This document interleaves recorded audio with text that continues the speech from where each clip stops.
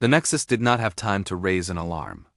The first breaching pod tore through the station's hull like a claw through flesh, spraying molten metal across the diplomatic corridor. Atmosphere screamed into the vacuum. Lights died. And before the emergency bulkheads could seal, the pod split open. Draarath soldiers poured out. 2.7 meters of scaled muscle and armored hide. Crocodilian heads snapped left and right, their golden eyes already tracking targets. Their weapons barked short, brutal bursts of plasma that turned Council security into ash and scattered bone. More pods hit. Dozens, then hundreds. The Nexus shuddered under the assault.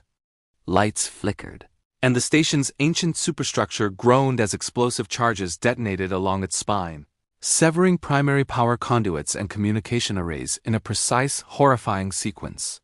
In the Grand Chamber, 37 species sat frozen in their seats. Delegates, ambassadors, representatives of civilizations that had maintained peace for over 4,000 years.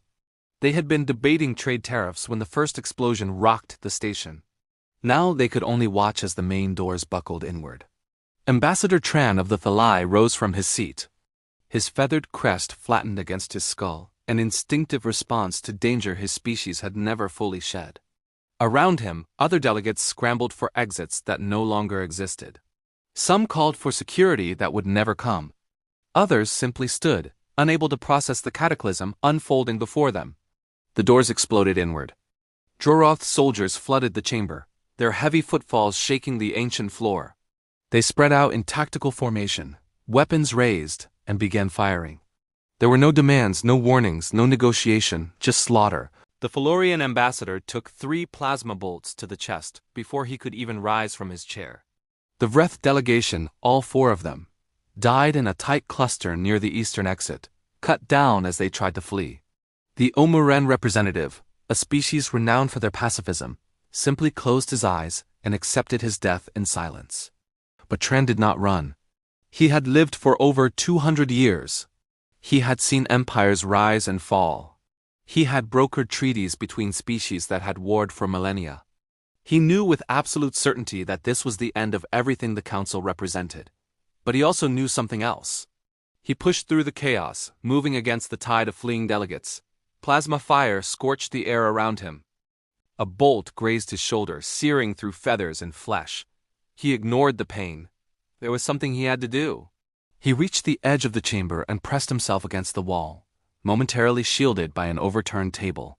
His hands moved to his wrist, to the simple device strapped there. It was a gift, a token of friendship from a species the Council had deemed too primitive to join. General Floyd Carpenter of Earth had given it to him after their last meeting. It had been a pleasant conversation, warm and hopeful. "If you ever need us," Carpenter had said, "this will reach us anywhere in the galaxy." It is not much, but it is a promise. Tran had worn it every day since. His clawed fingers found the activation switch. The device was crude by galactic standards. No encryption, no quantum entanglement, just a simple radio beacon broadcasting on an old Earth frequency. He pressed the switch. A small light blinked green. The signal began to pulse. Tran looked up. A Draarath soldier stood over him, its plasma rifle aimed at his chest. The creature's jaws parted, revealing rows of serrated teeth. Its golden eyes showed nothing. No hatred, no satisfaction, no mercy, just cold, hard purpose. "You are too late," Tran said quietly. "Someone will come." The soldier fired.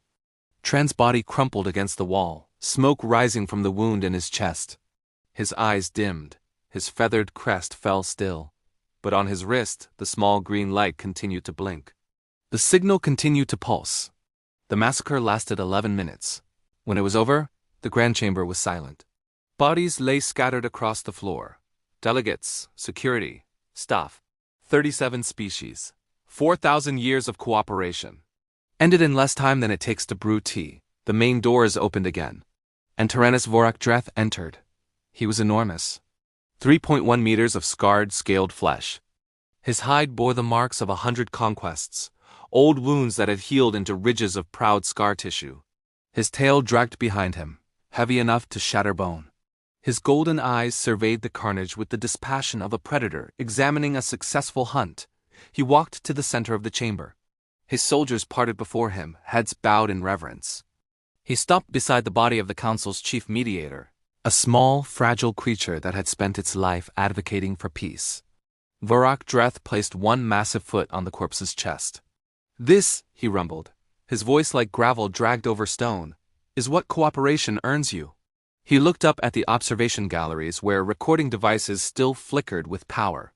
His jaws parted in what might have been a smile. "I am Draarath. For 10,000 years my people waited beyond your borders. We watched you grow soft. We watched you forget what strength means." He pressed down, and bones cracked beneath his foot. "The Draarath Imperium does not negotiate. We do not join. We do not share." His tail swept across the floor, scattering bodies like discarded toys. "There is no more council. There is only rule. Comply or be removed." He turned and walked toward the exit. His soldiers fell in behind him, their footsteps echoing through the silent chamber. Behind them, amid the carnage and the smoke and the cooling bodies, a small green light continued to blink on a dead ambassador's wrist. The signal pulsed on. 12 hours later, on the other side of the galaxy, a solar flare ended. What happens next? Who will answer the call? Let me know your theories in the comments, and if you enjoyed this story, make sure you're subscribed so you don't miss the next chapter. Thanks for listening.